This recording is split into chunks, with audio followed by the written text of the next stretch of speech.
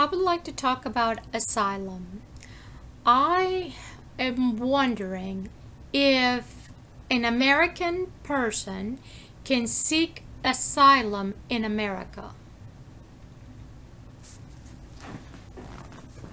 Because we welcome refugees seeking asylum based on a violation of their human rights in their country. But with all of this mass immigration and mass disorganization and destabilization of our economies and all of this COVID political stuff, I am wondering if an American citizen can seek asylum in America, in another state, with their children. So I was thinking about that, for one. For two, I don't believe that President Trump has COVID. Just like there are false positives, I believe that. I believe that it is used as a weapon saying, you have a disease. You are diseased. You have the cooties. Now you have to do this, and that. And these vaccines or medication, we don't know the side effects of this. I believe that that test itself could be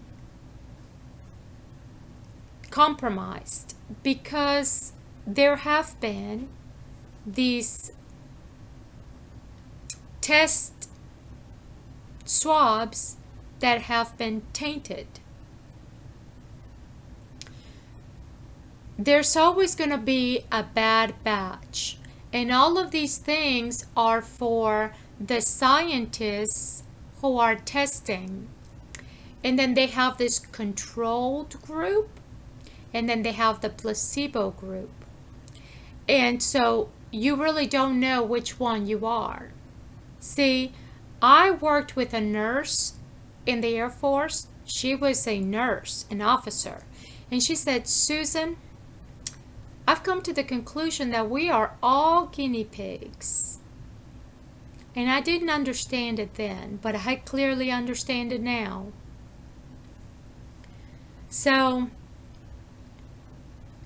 she obviously came to that realization then. This is back in the late 90s.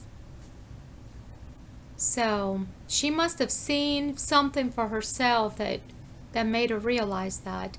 And bold enough to tell me, because I was just, an airman.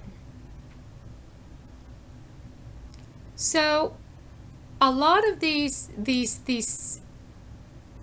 bad batches that they call, they're no accident. They will say that it was an accident, that it just got, it was an accident. Oh. All of this is for their studies. The control, the placebo, and all of the medication. Even if they have a cure for you, you don't know if you're the placebo or the actual medicine. And if it's a medication or a vaccine, you don't know what the side effects are. And then you can have long-term problems. So all of this was planned and orchestrated. I wonder who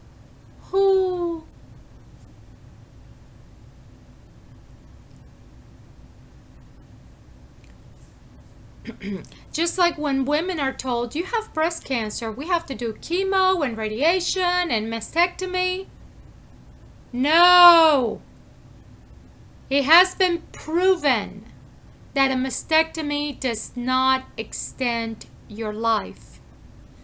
It's actually worse because it spreads every time you go in there and compromise. I believe in naturopathic medicine because a lot of these FDA approved medication have killed millions of people. And who's making money? The pharmaceutical companies make money. The FDA approves this stuff because that's their bread and butter. Even if it's artificial colors and flavors, which are bad for us, they're approved by the FDA. Artificial colors and flavors. Hormones, antibiotics, approved to be used in food. Some of these things are right down dangerous that are approved in our cosmetics. I was told at one point that the FDA did not regulate cosmetics a little while ago, and that they also didn't regulate labeling. But our very FDA was after this gentleman who was selling apricot seeds online, while Amazon sells them and other health food places online sell them. But they went specifically targeted this guy because he was like the original guy. They went into his house and said they found a dangerous liquid. It could have been anything. It could have been gasoline. It could have been bleach. It could have been anything. If you go into anybody's home, you're going to find dangerous liquids. They were incarcerating his mom that's like almost 80 years old. This is a guy who cured himself from cancer, but the FDA has approved medication that's claiming to treat diabetes. And in the tiny little print, tiniest, that you're not going to bother to read it, and the doctor may or may not even know, nor do they care. Right? It says, you could die. But this guy was being arrested because he was labeling or advertising his seeds as anti-cancer when it is in the literature. According to research, this amount, what about the chemotherapy and radiation, which is also anti-cancer, but it's also right down dangerous for our health?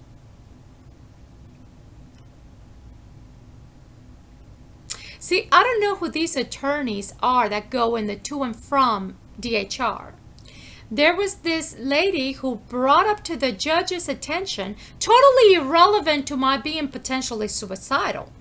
She brought up to the judge that I use homeopathic eye drops that they sell at Walmart. That is none of her flipping business. It is nobody's business how I want to raise my son. These people have invaded my home, and then they go, who do you think called DHR? Who do you think called DHR? And they don't care because it's not their child. I feel that my son and I have been used by this city, not Montgomery, Mobile. Used, and people come in and through and from. They're transient. And people don't really, they don't know, and they don't care.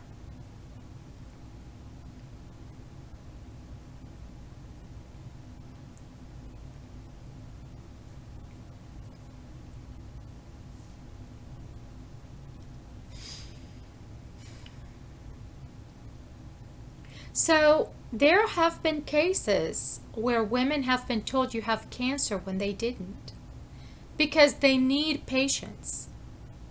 They need case studies. They need to use their radiation on somebody. This is why we need more naturopathic doctors. See, medical school for naturopathic doctors is not the end of it. It's the beginning. Naturopathic doctors have far more education than a conventional medical professional. They go to medical school and then they go to naturopathic school. So for your information, for those of you who think that naturopathic doctors are below, they're not. They're above.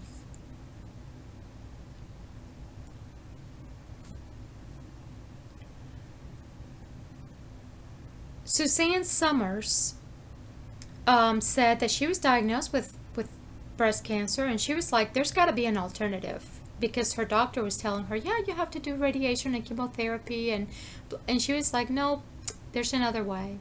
And I have shared the video with you. She herself healed, and she herself taught herself about naturopathic medicine and how to heal the gut and calm the inflammation down. But this is not what they want you to know, because a lot of these medications and vaccines purposely damage our functions and cause inflammation. And then this inflammation has other side effects and long-term problems. MS, diabetes, cancer, acne, arthritis, lupus, all kinds of things that mess up your immune system, and your the inflammation flares up. It can affect your hormones, all of this vaccines and things.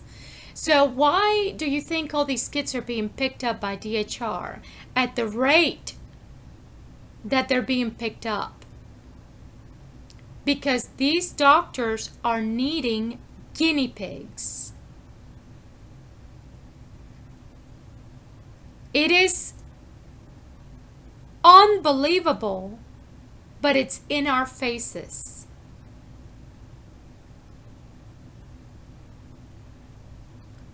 My son didn't have a bruise when these people picked up my son. He's been bruised.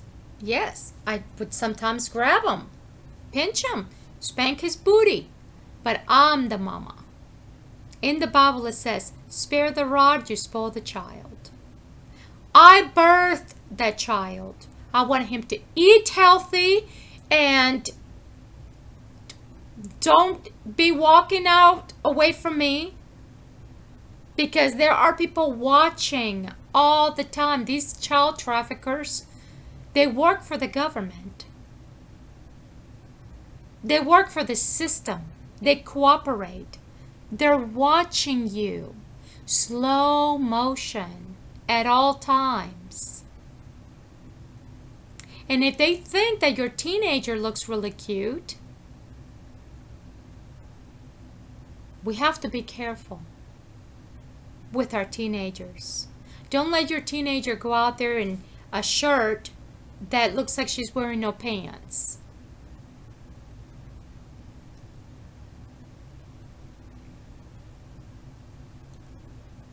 And it's not just teenagers, it's children, young children. Boys and girls, because there are men who like little boys. Because it's a sickness, it's a disease. It doesn't matter if they're married to the most beautiful wife. She could be providing sexual pleasure, but it is a sickness. It's a mental sickness, and it is a worldwide problem. So when children go missing and nobody knows where they are, is because the people with access to the cameras are the ones involved in it. They're the ones who know where these kids are and when the weakness is. It's like we have to have when you're driving a car and you have the mirrors to see the blind spot, we need to have that. When you go out with your children, you have to team up. preferably two adults.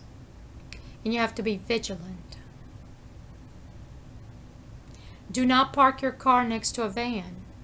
If it's nighttime or in the afternoon and you're going to go to Walmart or go to the grocery store or go anywhere at night, park by the light or toward the front. If you're ever concerned, have a security officer. See, we don't need to be thinking that all police officers are bad. There are some police officers that are bad, just like there's a lot of bad hoodlums out there, working for the government or not. But when these kids go missing and then they're like, well, we're not able to see past this point, that's when you know that the cameras were the footage was taken care of. When I lived at, I don't want to say the name of the apartment complex, but when I lived on Sage Avenue in Mobile, Alabama, I moved there when I was pregnant. I went to Texas with Alexander's father, and then I came back when he was about 8, almost 9 months old. And we got to move to another apartment in the same apartment complex. It was an apartment that was toward the back, and we had that water damage and mold, and the people down below us, according to the manager, were doing meth or whatever. We were exposed to mold and whatever they were doing downstairs. If that's true or not, I don't know. But my house smelled like ammonia. We were exposed to a lot of hazardous stuff. But the manager was very nice. The thing is, the manager assistant got sick with cancer, and she was laid off medically, and another person came in. And that other person was able to see for the first time, like, okay, there's a lot of weird things going on in here. She personally came up to my apartment, and she said, don't trust any of these people. There were people knocking on my door. This lady from Cuba would constantly knock on my door. As soon as I would lay Alexander down, she would knock on my door so loud. And I finally put a note on my door saying, please do not disturb between 12 and 1. You know, my child is napping. So she proceeded to knock on the windows. She wanted me to translate for her, but she was able to speak English. I mean, she moved into the apartment complex before I moved in. Obviously, she spoke enough English to work at a facility and to get her car from the dealership and call the company that puts the antenna for the television, whatever that's called, cable. She was able to hook herself up, yet she wanted to disturb me as soon as I laid Alexander down, as if she could see from the inside of my apartment that as soon as I laid my son down. It's been brought up to my attention that people over there, some people do, what do they call it? Santeria. And I did not trust her, but I didn't appreciate her knocking on my door and my windows as soon as I laid my son down. It was disturbing my peace and my son. My son was not able to ever take a nap past 20 minutes because of these people. She wanted me to translate because she said the managers were keeping her from putting up antennas, and the manager was telling me that she couldn't do that because there were too many holes up there. That was what was causing the rain to come in and whatever. I don't know. But this woman would constantly knock on my door and then my windows. So that stopped. As soon as she stopped, another neighbor started doing the same thing. I'm telling you, these people were either getting paid or they were just enjoying the disturbance, disturbing somebody else. This lady was an alcoholic. She drank as soon as she came home from work. She was drunk. Nice lady, Nice lady. But I don't know these people. I'm very friendly. I can talk to you. I can translate. I can be helpful. If you ever need $5, if I have $10, I'll give you five. If you need a ride, I'll give it to you. I can help you, but do not take advantage of my kindness and do not disturb my son sleeping. I felt like my son had the evil eye. Like people were in there with their voodoo and witchcraft. So she would come and knock on the door with her little daughter, would have her pound on the door really hard as soon as I would lay Alexander down. So I'm like, there's something up with this. So that stopped. And I had other incidents like that. When I was pregnant with Alexander, there was this lady that was obsessed. She would always say, "Oh, gordita, gordita," and she would try to rub my tummy. When I birthed Alexander, I was in my private bathroom. The door to the hallway was closed, and Darciso, Alexander's daddy, opened the door, and this lady went through the living room, into the hallway, into my bathroom, knocked on the bathroom, and proceeded to want to come in. And I said, "Excuse me, I am in my privacy. I had had a C-section, and I was bleeding, and I was taking care of my business." But she wanted to come in and quote unquote help. Then she wanted to help with Alexander's bath, and I told her he just had a circumcision, and Alexander's belly button hasn't fallen off yet. So I'm just sponge bathing him. Oh, she said, "Oh no, we've got to bathe this baby. We've got to bathe this baby. We've got to take that waxy stuff off of him." And she proceeded to want to bathe him. Well, the next day, the circumcision was attached. It was like not a good experience. You don't interrupt people after they give birth to their baby. You just don't do that.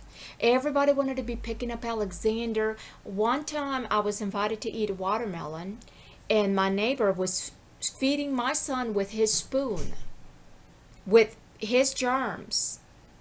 The moment I turned around like this to look at somebody else having a conversation, this man was taking his spoon, full grown man. I don't know where he's been, where he's at, and he's spoon feeding my son a watermelon juice. I said, "Please don't do that." Because see, people think I'm a bitch, or that I'm too snooty, or that I feel that I'm superior to others, and I don't. People just, they become obsessed. I've never said I'm a movie star. I'm coming here to Mobile to film, and this is my project. I'm putting on a show. No. My rights were violated. My privacy was violated. And I want to know where national security is when it comes to these situations.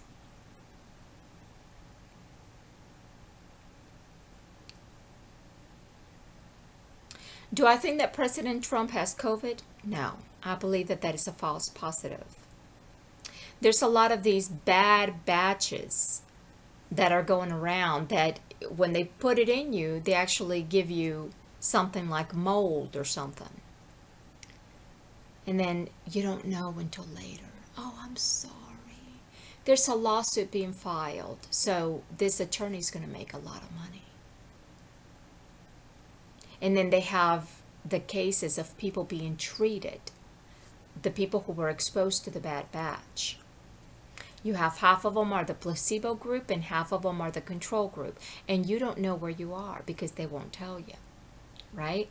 So if you have a disease and they can treat it, you're not getting it because you're the placebo group and you may or may not be healed. And the other group may or may not be healed, but there's side effects to everything, folks. Okay? So it's best you just avoid these tests. I believe that we can heal ourselves. And what is happening to Alexander with his skin, he was purposely exposed to a skin disease because of my philosophy. Because they want me to figure out what it is and how to treat it.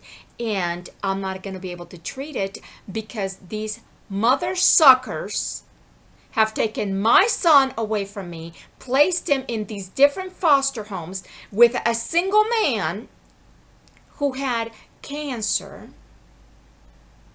The very man on the video that you see that's telling me that I was taken out of my house and all of my belongings placed out there in the street. Just horrific, hypocritical, in your face hypocrisy. If this is Christianity in Mobile, I don't want any part of it, of this hypocrisy Christianity and all this charity baloney. I believe in helping people one-on-one. I see somebody in the street asking for money, I'm not going to judge them. I'm not going to question it. If I have $1, I will give it to them. Please get out of the sun. Please go get you something to eat. If I can afford $10, whatever I can afford, I'm not going to give them more than I can afford or what my conscience tells me. Okay? Sometimes my conscience tells me that's not enough or that's too much. So I go somewhere in between. I give them what I can. I don't expect them to say thank you or anything. I just say, may God bless you and protect you, heal you and cure you in the name of Jesus. I say a prayer for that person, but I'm not out there advertising, oh, I'm praying for this person on the street. Look what I did for him or her. Okay? What I do is I do it quickly, quietly, one-on-one. Because I don't believe in half of this charity that goes on. Because of my personal experience, negative experience in Mobile.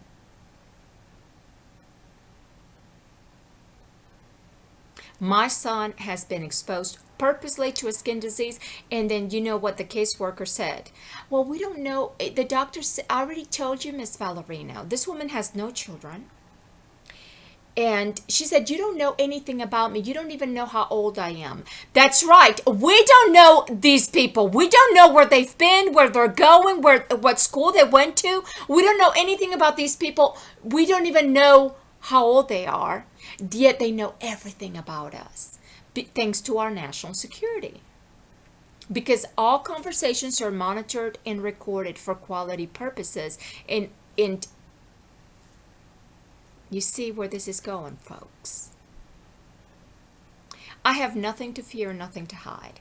But that witch is a witch, and she's blind. Okay? And she said to me, Miss Valerino, I told you, I took him to the doctor, and the doctor doesn't know what it is. Of course they know what it is, because they've exposed my son to it, and they're just waiting for it to spread. And then she's always on the phone like this, and she's half blind. You know what she told me today? That my son, because my son was switched to another home yet. Since he was with that single man, he's been switched to another home and now another home. And that my son's going to daycare now to do online schooling. This is retarded. And I told her, you are all a bunch of morons. Wasting our taxpayers' money.